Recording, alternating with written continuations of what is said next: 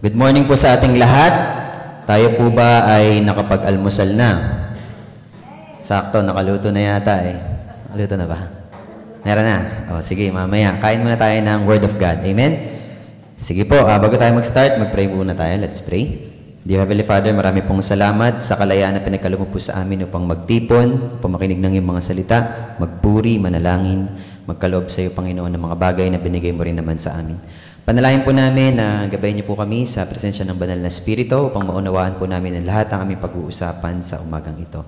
Bless us this morning at ikaw po, Panginoon, ang maluwalhati. Ito po, Panginoon, aming panalangin sa pangalan ng Panginoon Jesucristo.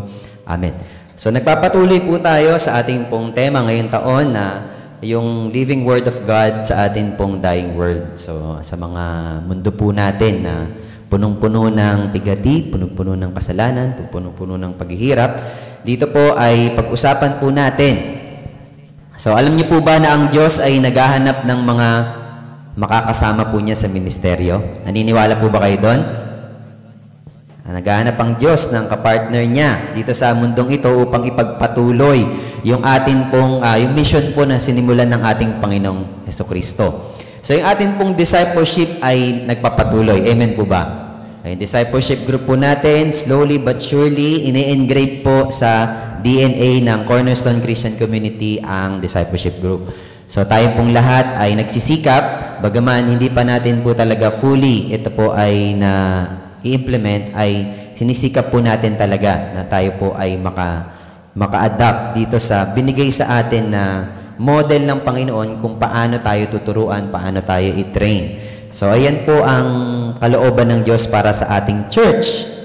At naniniwala din po tayo na someday ay magkakaroon din po tayo ng mga graduates po sa mga lessons po natin. I believe yung mga kananayan, advance sila. Shout out po sa Wow Ministry. God bless po sa inyo. No? So, alam ko yung iba din makakaano na rin yan, makakasabay na rin. So, sa ating pag-uusapan sa umagang ito ay talakayin po muna natin yung kung sino ba yung mga characters dito. So, alam po natin na ang hindi po aksidente na napunta tayo dito sa Cornerstone Christian Community Putatan. Amen po ba? Hindi aksidente, may ginamit po ang Panginoon. So, marahil yung atin pong mga kakilala, mga kaibigan, so yung mismo rin dito sa loob ng simbahan, akala po natin ay nandito lang po sila para mag-church lang, pero hindi po natin alam, pinagpipray na pala natin. Yung mga tao sa bahay, yung mga kapitbahay po natin, ayan po yung nagsisilbing inspiration po natin. Kaya rin po tayo nakakapunta dito sa ating church. Ito pong pag-uusapan po natin, yung bigyan ko lang kayo ng background. Ang nag-disciple po kay Apostle Paul ay ang pangalan po niya ay Barnabas. Sabay-sabay nga natin sabihin, Barnabas. Yan, siya yung nag-disciple kay Paul.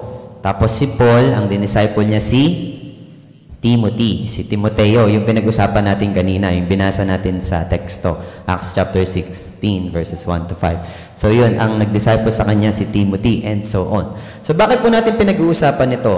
Alam niyo po, nakakatuwa yung yung pangalan po ni Barnabas. Alam niyo po kung anong meaning ng Barnabas?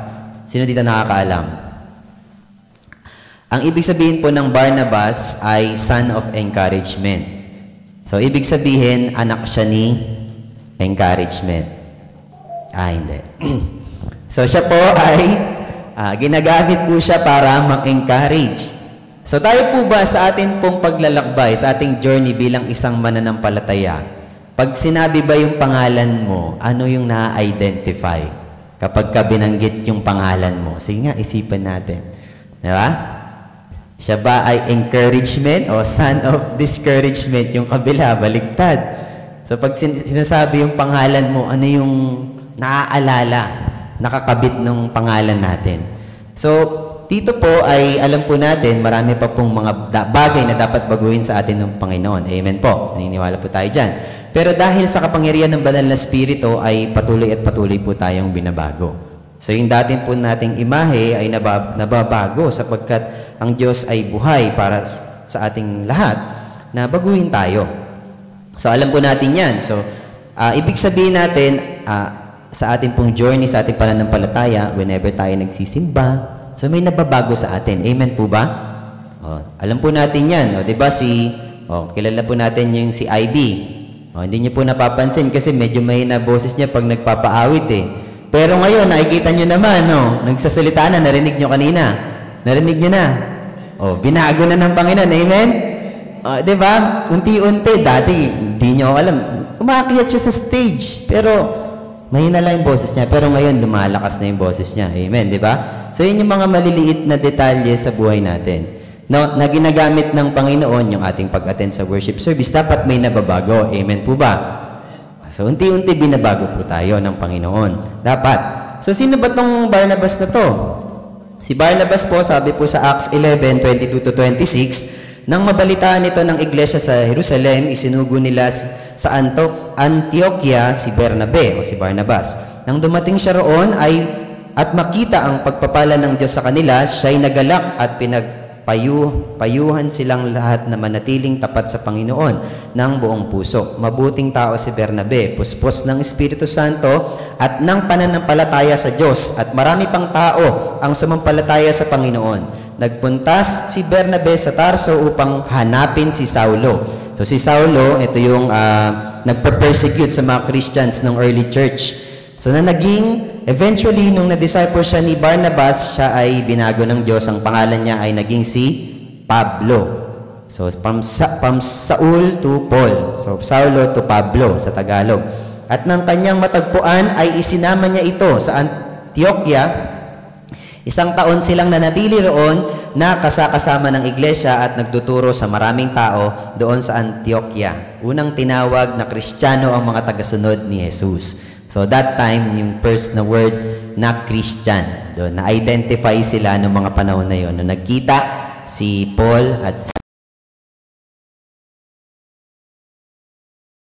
Christian, yung ina-identify sa atin ngayon bilang tagasunod. So bakit nga ba natin kailangan mag-join sa ating discipleship group? Bakit tayo kailangan maanib sa iglesia? Bakit tayo kailangan? Meron mga small groups pa yan. Bakit ba kailangan tayong turuan ng ganyan?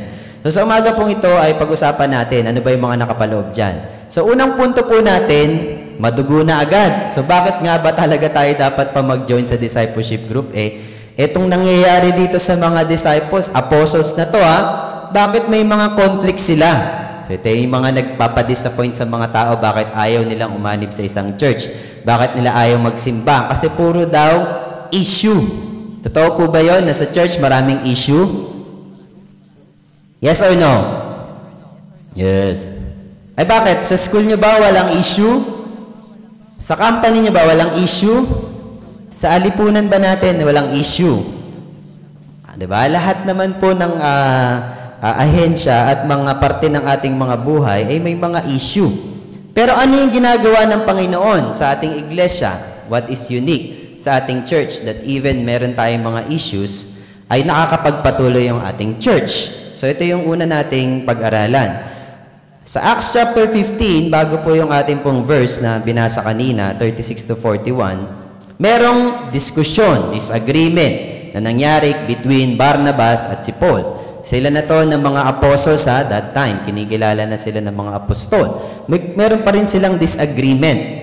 Nakaka-relate po ba tayo? Sa atin po bang mga ministry, may mga disagreements po tayo? Ano bang kulay? Pula ba? Green ba? Diba? So ano ba? Ano bang tutugtugin? Tagalog ba? English? Ano ba gusto nyo? English? Yung iba gusto Tagalog. Ano ba gusto ng iba? Maingay? Mahina? Bulungan na lang kaya? So, may mga disagreements. Sabi dito, makalipas ang ilang araw, sinabi ni Pablo kay Bernabe, balikan natin at dalawin ang mga kapatid sa mga bayan kung saan tayo nangaral ng salita ng Panginoon at tingnan natin kung ano ang kalagayan nila. Nais ni Bernabe na isama si Juan na tinatawag ding Marcos o Mark. Ngunit ayaw ni Pablo sapagkat hindi ito nagpatuloy na sumama sa kanilang gawain, sa halip ito'y humiwalay sa kanila sa Pamphylia. Nagkaroon sila ng mainitang pagtatalo kaya't naghiwalay sila. Isinama ni Bernabe si Marcos at naglayag sila papuntang Cyprus. Isinama naman ni Pablo si Silas at sila'y umalis matapos silang ipagkatiwala ng mga kapatid sa pag-iingat ng Panginoon.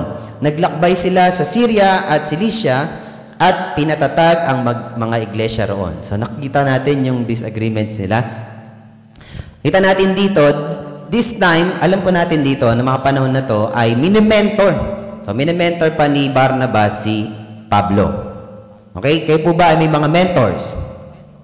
So, yung mga mentor niyo po ba ay meron pang mga parts na hindi kayo nag-a-agree sa mga sinasabi po niya? O yung nagdi-disciple po sa atin?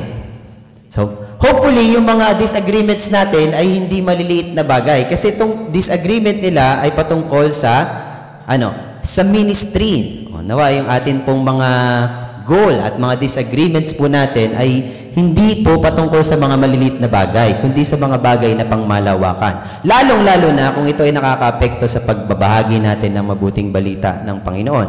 Amen po ba? So dito, si Bernabe, alam po natin na talagang tinuturuan pa lang niya si Pablo. Meron sila parehong insight. Ano ba yung nangyari? Si Pablo kasi, ano yung idea niya? O bakit natin isasama si Mark sa ating venture, sa ating pag-share ng gospel sa lugar na to? Hindi nga siya sumama nung nakaraan sa amin eh. Nagsolo siya ng kanyang pag-share ng gospel sa ibang lugar. So, gumawa siya ng sarili niyang venture ng pag-share ng pag-evangelize ng Word of God. So, yung kanyang idea. Ito namang idea ni Barnabas, ano yung kanyang idea? So, bagaman siya ay merong history na siya ay hindi nag-agree doon sa pupuntahan nila ni Paul, which nangyari doon, nagkaroon kasi ng persecution din kay Paul. That time, nung pumunta siya doon, naghiwalay sila. So, meron siyang challenges. So, hindi rin na-experience ni Mark yun. Na supposedly, pareho nila dapat ma-experience yung persecution na yon. Pero on the side of Barnabas naman, may maturity naman sa side niya. Diba? Pag bagong leader, ano yung kanyang attitude? Ano yung pinapa-impose niya? Dapat ito. Diba? Hype siya, diba?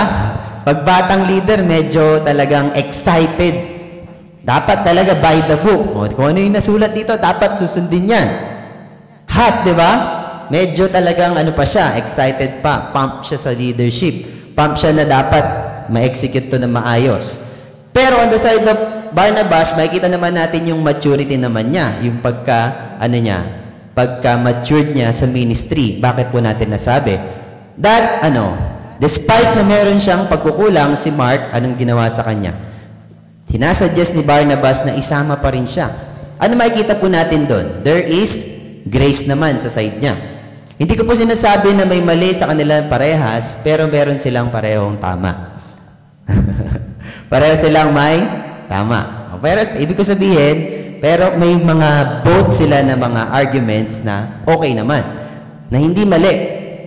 So sa madaling salita, may mga judgment talaga yung mga leaders po natin. So, anong gagawin po natin? Adjustments. Diba? Kailangan natin mag-meet, no? Sa halfway. Mag-meet halfway tayo. So, anong gagawin natin? I-disband na ba natin? O sige, ayawan na. Sino dito yung pag ganon? Pagka may disagreements na, ayaw na. So, napaka-unfair, no? Pagdating sa church, ang ginagawa po natin, pag nasasaktan po tayo sa simbahan, anong ginagawa po natin? Maalis tayo sa church, di ba? Hindi na tayo nag-church, di ba? Kasi nasaktan tayo. Napaka-unfair po niyan. Bakit po? Sige nga, sa trabaho niyo pa. Pag nasaktan kayo ng katrabaho niyo, hindi na kayo papasok. Ayoko na. Di ba? O, anong difference? Wala naman, di ba? Meron pala. Kasi sa office, may bayad. No, may pay. Ayaw natin mawala yung privilege na yon. Pero yung privilege naman natin sa church na makasama yung mga kapatiran natin, ay namimiss din natin whenever na iniisip natin na lumayo sa ating church. So, ibig sabihin po natin dito, sila po ay nagkahiwalay, not in a sense na meron silang mga personal issues. Nakuha po natin? Personal issues, sinantabi nila yan. Kasi kung papairali nila yung personal issues nila, anong gagawin nila? Diba, magtatampon na sila. Diba? Hindi na sila magpapatuloy. Ayoko na mag-evangelize dyan kasi may makagalit ako dyan eh. Diba? Nakita din natin dito yung wisdom na na kapag ka pinagsasama din yung mga nagtatalo, ano nangyayari? Lumalala ba o naayos? Diba? Kailangan nating hiwalay muna pansamantala. Pero for the good, yung nangyari dito kasi mas na-expand pa yung mission. Amen po ba? So, na-manage nila by the grace of our Lord, na-manage sila na mag-separate sila, na naisantabi nila din ang kanilang mga personal issues sa ministry.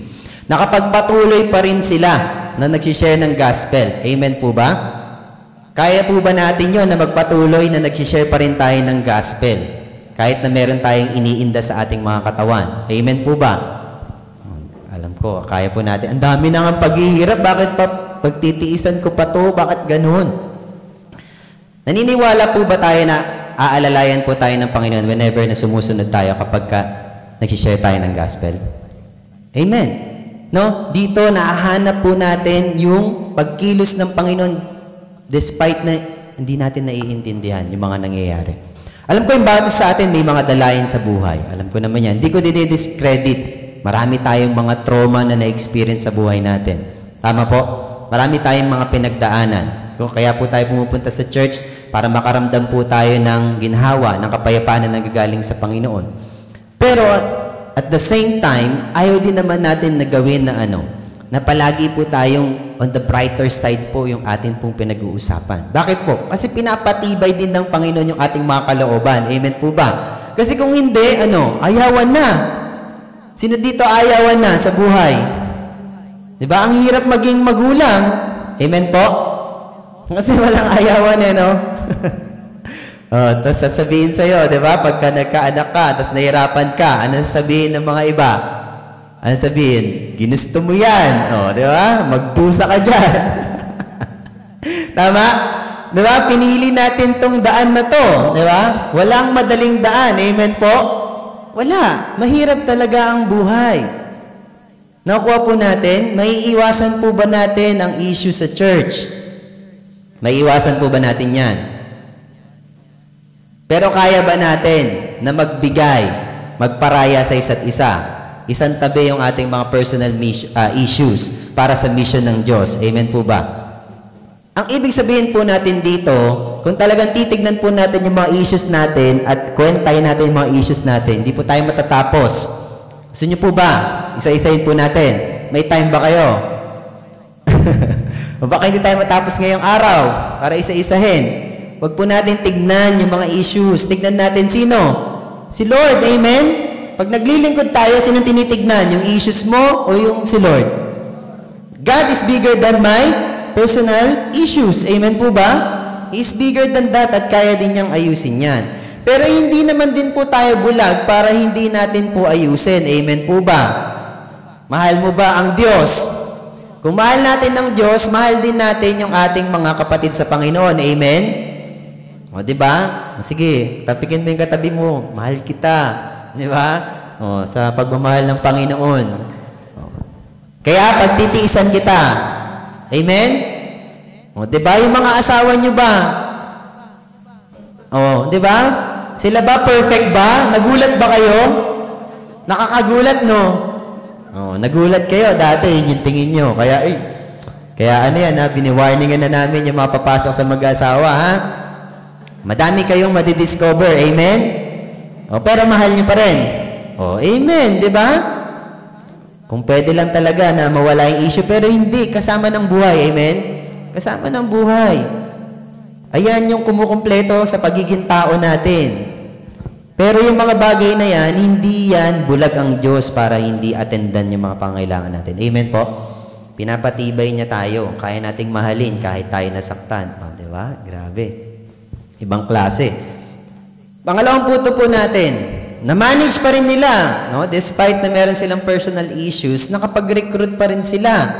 O, diba?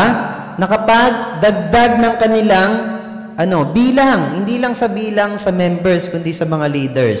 Sabi dito, 16:1-3. Nagpunta rin si Pablo sa Derbe at sa Listra. Naroroon si Timoteo na isang alagad. Ang kanyang ina ay isang mananampalatayang Hudyo at ang kanyang ama naman ay isang Griego.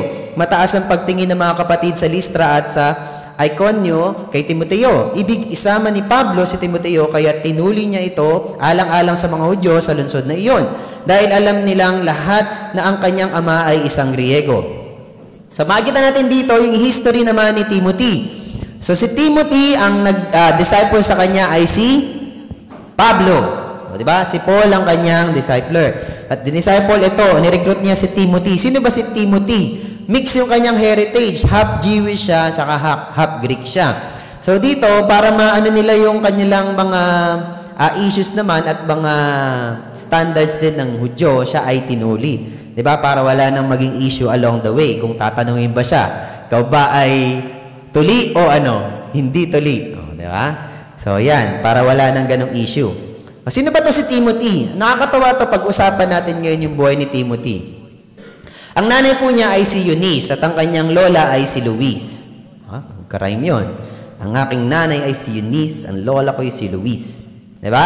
Sila ay parehong faithful na mga Jewish women na crucial yung role nila sa pagdidisciple kay Timothy. At gusto ko rin itong i-point out sa atin.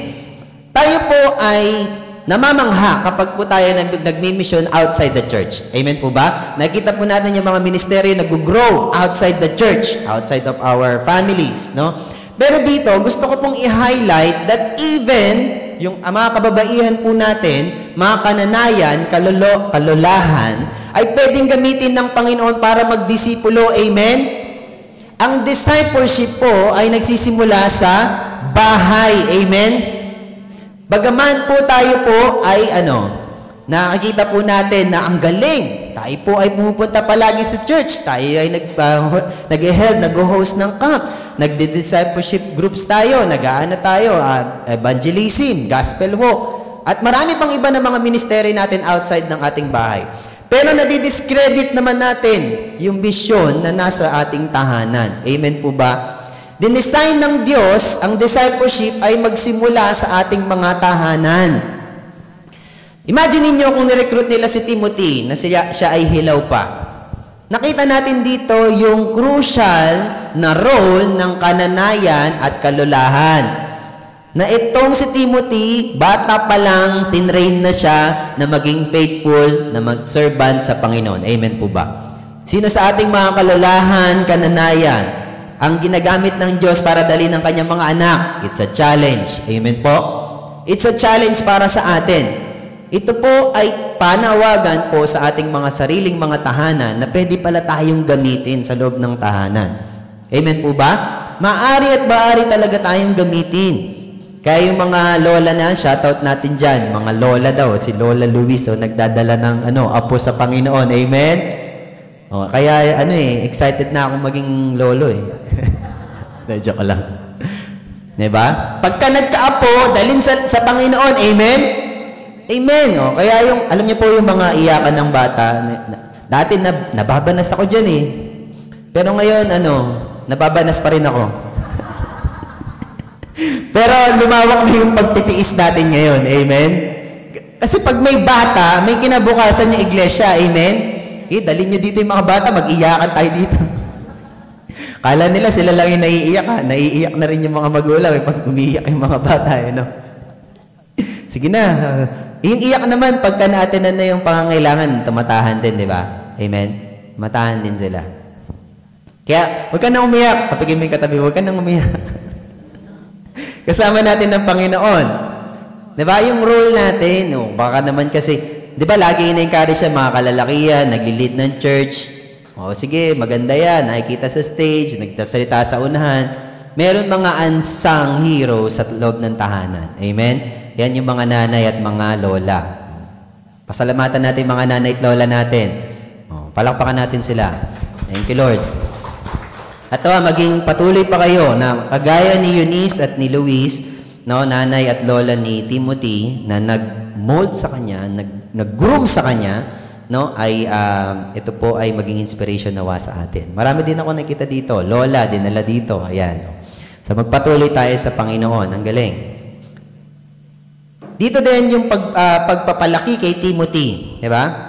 Dito, shinape yung pananampalataya ni Timothy. That's why nung dumating si Paul, sinama na si Timothy agad.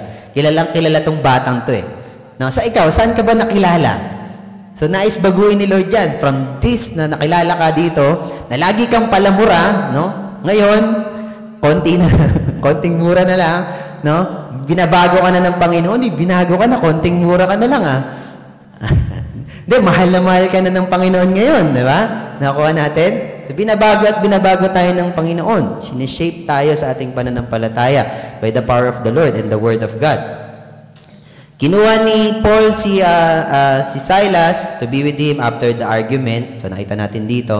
At pumunta siya sa Lystra at kinuha niya si Timothy. So, nag-recruit siya ng marami pa niyang mga ka-teammates. So, ang ating ministeryo ay hindi solo. Amen? Ang ministeryo ay hindi solo kasi pag solo, loko. Diba? Loko yun. Diba? Huwag mong solohin. Amen po ba? So, pag pupunta ka, maghanap ka ng kasama mo. Amen po ba? Mag-recruit ka. So, kahit na, mahirap mag-aya, so mag-aya ka pa rin. Kasi talagang para iba kasi pag may assistant ka. So, pag kailangan mo nang pumunta sa ibang lugar, merong re-relyebo sa'yo. Amen po ba? Ganun yung structure dito na matututunan natin.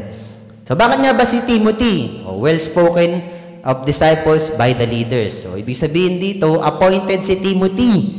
So, dumating sa punto na in-appoint na siya. So, sa atin sa church, ina-encourage po natin na kapag pipili tayo ng leaders, appointed natin siya. So, kilalang kilala natin. Hindi to popularity contest yung leadership. Amen? Diba? Kasi pag popularity contest, pag maganda yung salita, maganda, mabango, madaming pera, panalo agad no? Inuuto nila yung mga tao. Pero hindi. Sa atin po sa church, well-spoken to ng disciples at mga leaders. Diba? Ibig sabihin, recommended. Nakikilala siya. Amen po ba? Ganun din sa ating mga leaders. Diba? Kaya yung botohan, dinidiscourage natin yan. Sige, sino magiging leader? Siya na lang. Taas kamay, pinagkaisan. Kahit ayaw, siya na lang tuloy naging leader. Diba? Pag kayo leader naman, huwag din naman tatanggap. Gusto rin yata, no? Huwag tayong tatanggap pag di natin kaya, no? Amen? I-assess din natin yung ating mga sarili. Baka talaga tanggap tayo ng tanggap na mga gawain natin. Tas mag-isa nating ginagawa. Mahirap po yun. Amen po ba? Dapat may kasama tayo. Amen po? Kung wala rin din naman tayong kasama, ay maghanap po muna tayo bago natin ituloy. Amen po? So, nirecommend siya. So, yun yung importance na meron tayong kasama sa ministry. Tinuli siya, kahit naman na hindi naman na kailangan, pero para lang walang maging issue. Mga posibleng issue na makaharap nila kapag sila ay nag-evangelize na. Kinommend siya. Ito yung decision nila upang magsama-sama sila para mag-venture sa ministry. Ganon din po sa atin. So, sa atin po mga kananayan, may mga officers po tayo, I believe. Sa mga katatayan, sinisimulan po natin magkaroon sa awat biyaya ng Diyos. Sa mga young adult, young professionals natin, sa mga youth, yan, meron tayo na-establish sa children's ministry. So, pasalamatan natin yung mga leaders po natin. Amen? Palakpakan nga natin ng Lord sa buhay nila. Salamat. So, kunin natin yung pagkakataon na to. Salamat, Sister April, for leading the children's ministry. Salamat, Ate Marion, sa pag-lead ng YA. Salamat, Brother Jim at Kuya Ian sa worship team. Pasalamatan natin si Sister Rose. Shout out to you. Shout out sa iyo. So, yan, kay Sister Rose sa ating mga men's ministry. Shout out sa men's ministry natin. So, at sa iba pa ng mga ministry natin, sa finance ministry, salamat sa inyo. Kay Sister Nika. Sa mga leaders po natin, napakahalaga na meron tayong leader para tayo ay gabayan sa atin pong pananampalataya sa Panginoon. At dito, naipakita rin nila, verse 4, sa bawat lungsod na kanilang dalawin, ipinaalam nila sa mga kapatid ang pasya ng mga apostol at mga pinuno ng iglesia sa Jerusalem. At iniutos na sundin iyon. Merong unity. Lagi natin napapakinggan yan. Unity. Pero itong unity na to ay sa church na na-encounter po natin. Sa mga leaders po natin sa church, importante po na nagkakaisa yung mga leaders. Amen? Ang mga leaders po ay hindi pinagkakaisahan. Amen? Nagkakaisa sila, pero huwag natin silang pagkaisahan. Amen po?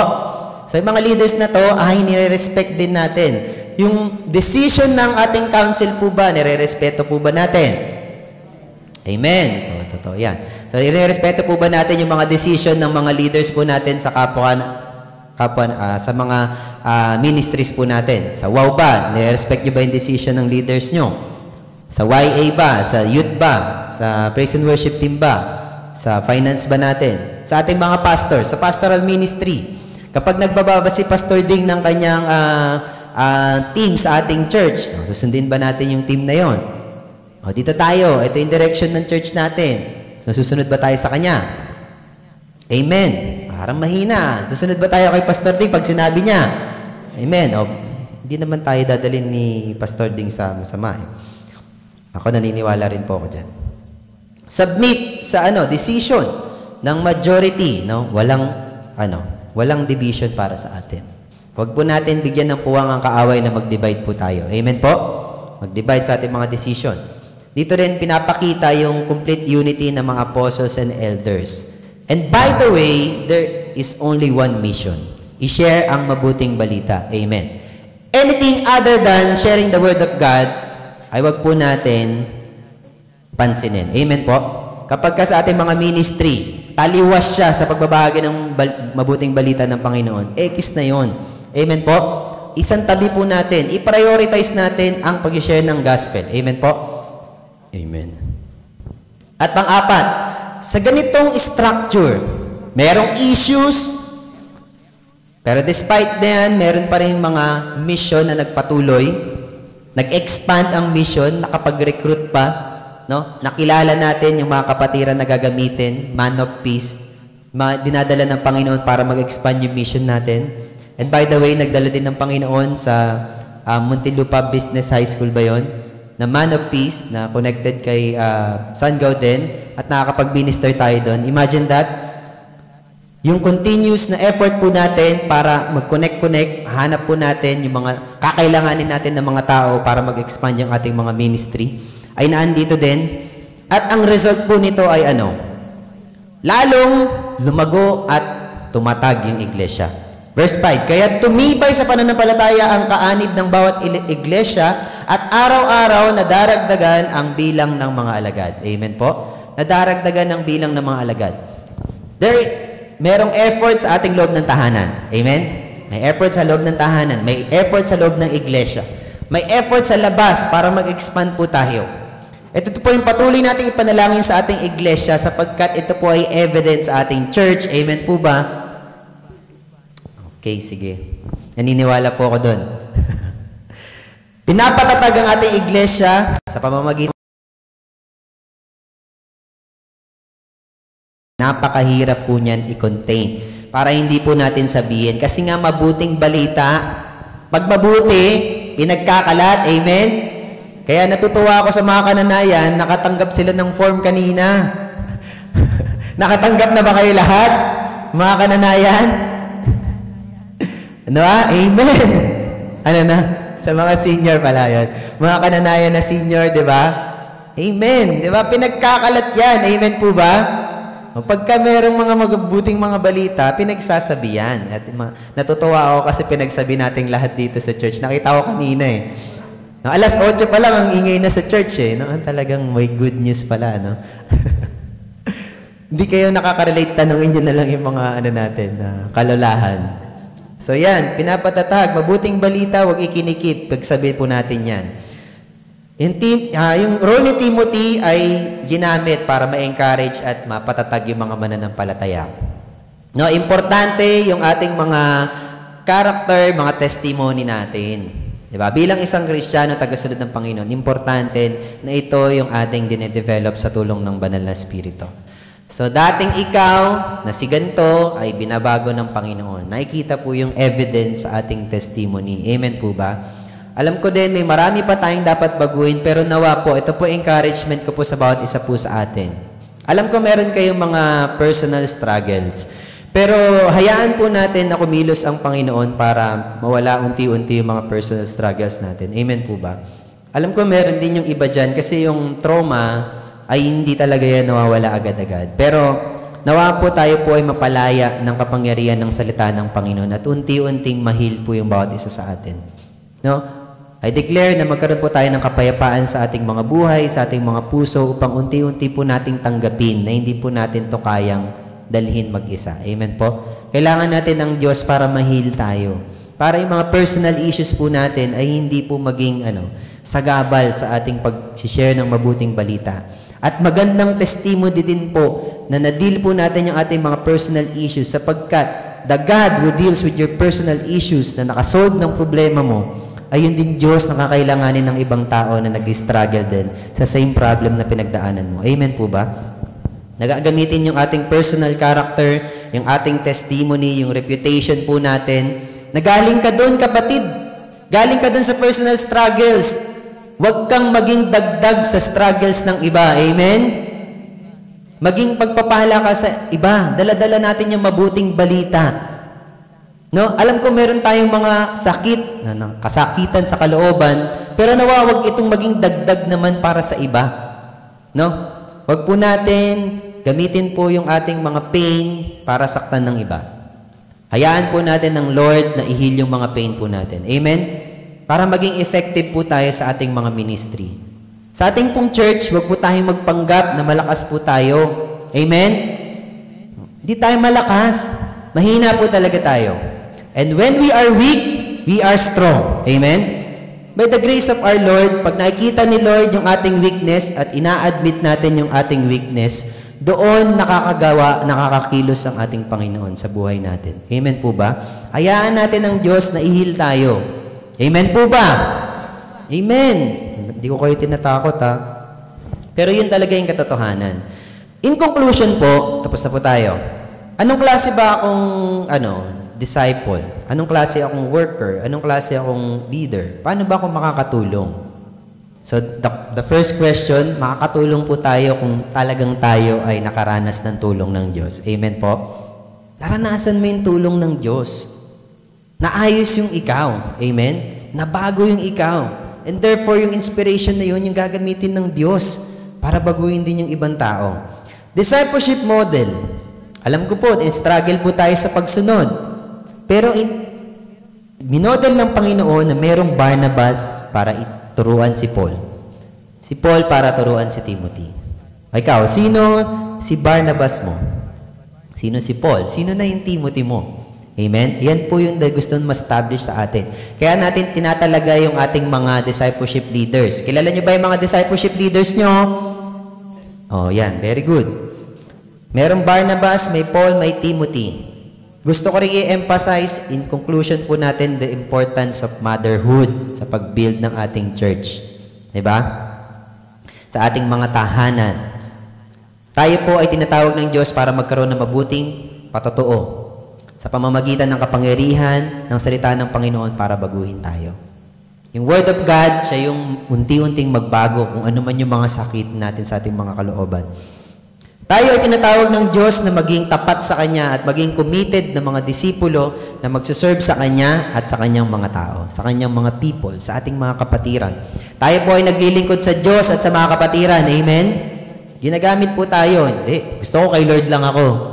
Hindi ganon. Ang krus kasi, pag ganon, tsaka, ayan, ang krus papunta kay Lord. At tsaka, sa kapwa. Amen? Ayan yung design ng Diyos. Hindi ka lang sa Diyos nakatingin. Hindi ka lang sa Lord naglilingkod, kundi sa mga kapatiran din po natin at sa mga nawawala, naliligaw ng landas. Amen po ba? Yan ang gustong i-develop at i-encourage sa atin ng Diyos. Ako ba ay sumusunod sa Kanyang pagkakatawag? Ako ba ay nagiging involved sa katawan ni Kristo sa discipleship ministry? Alam niyo po, may the Lord empower us, no? Para i-follow yung footsteps nila Paul, ni Barnabas, at ni Timothy. At yung mga discipleship leaders din po natin sa panahon ngayon. And especially, let us follow the footsteps of our Lord Jesus Christ. Amen po ba? Tayo po'y pumikit at yumuko. Tayo po'y magwakas sa panalangin. Aming Amang Diyos na nasa langit, marami pong salamat sa umagang ito at na-highlight po ang mga dapat po nating baguhin at bantayan sa aming mga buhay spiritual. Panalangin po namin sa mga issues po natin, makapenetrate po ang yung salita upang baguhin po kami at tunawin ang lahat ng mga paghihirap po namin at lahat ng mga trauma na na-experience po namin. At makita, Panginoon, na mag-flourish, na kaya kaming baguhin, kaya kaming pagalingin ng iyong mga salita. At ito, Panginoon, ay gamitin mo upang mapalawak ang iyong ministeryo dito, Panginoon, sa lupa, dito sa Cornerstone Christian Community Putatan, San Guillermo. At kami, Panginoon, ay maging kasangkapan upang mapagaling ang ibang tao. Hindi, Panginoon, kami magamit ng kaaway upang madagdagan ng mga problema, kundi kami, Panginoon, ay gamitin mo upang masolusyonan ang mga problema po namin. Lord, marami pong salamat sa araw na to. Bless us, Panginoon, na makasunod po sa inyo at patuloy, O God, na maging part ng body of Christ at makakasunod kami, Panginoon, sa iyong mga lakad, sa iyong katwiran, sa iyong kabanalan. Salamat po. At continue to bless yung mga discipleship leaders po namin. Continue to guide them at patuloy na ilayo, Panginoon, sa pagkakasala at patuloy, Panginoon, na magamit na inspiration, magamit, Panginoon, upang kami, Panginoon, ay makalakad din sa iyo, Panginoon. Pray, Lord God, and bless our church. Bless mo, Panginoon, yung mga ministries namin. Ito po panalangin namin sa pangalan ng Panginoon Kristo. Amen. Ngayon naman po, dumako po